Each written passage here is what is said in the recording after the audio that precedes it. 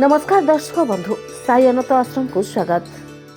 बिछा राशि रे चंद्र का गमन ए राशि अशुभ आज दिन पाद काढ़ा आगु जारी रखु आपण राशिफल।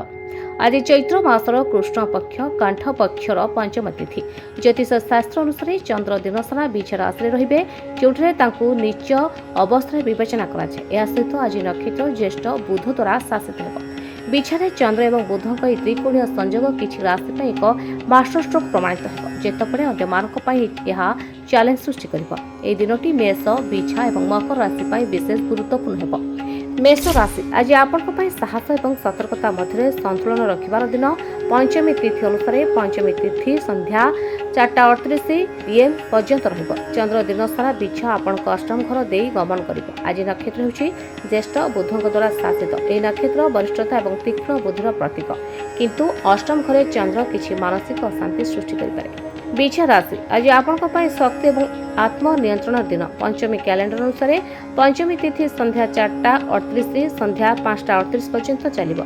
आज चंद्र आपण राशि प्रथम घर गोचर करेंगे और नक्षत्र हेब ज्येष्ठ। ज्येष्ठ नक्षत्र बुध द्वारा शासित और राशि मंगल द्वारा शासित जहाँ आज आपण एक शक्तिशाली और प्रभावशाली व्यक्तित्व प्रदान कर।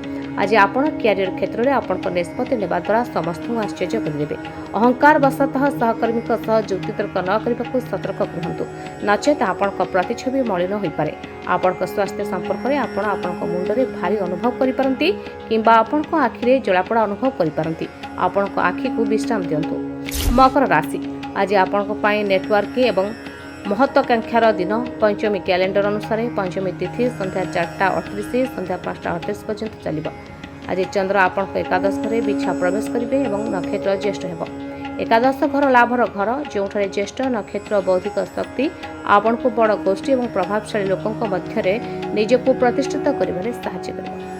क्यारियर क्षेत्र में आज आपंकर रणनैतिक योजना सफल हो। बुध ग्रह ज्येष्ठ नक्षत्र को शासन करूँ जदि आप तथ्य विज्ञान गवेषणा किंबा शेयर बजार जड़ित तेज आज गुरुत्वपूर्ण आर्थिक लाभर दिन हो पारे।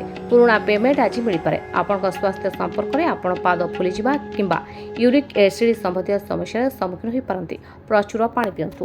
तमें पुओ को नहीं बाबा पाख आसला आपंकर कौन परिवर्तन होती पुअर जो गोड़ हाथ फाटुला तार भी कौन परिवर्तन?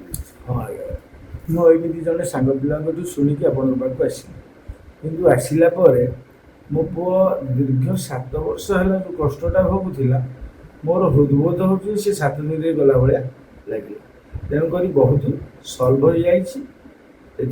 बाबा को कोटि कोटि प्रणाम आ महावीर पंचमुखी महावीर हनुमान को मो स्वामी जहाँ कहले मुझे से कहूँ चाहूँगी मोर अलग अनुभूति। बाबा कहले मेडिटेशन करने आम 4 थर मेडिटेशन कलापर काली कर मेडिटेशन मो निजे महावीर आसिकी छुई पेटू देवी आ मुझे कष्ट पाई मो पुओ एमती कि बर्तमान अनुभव करुँच मो पुओ भविष्य संपूर्ण भल। अच्छा वो एडी आसिले परे मोर जति माने कष्ट थिला मो आगुरु जमा चली पार नथली एडी जति सप्ताह भीतर आसिलिनी माने मते एते भल लागछि हम तो चली होछि बुझि होछि खेली होछि सब भल लागछि आगु मु किछि करै पार।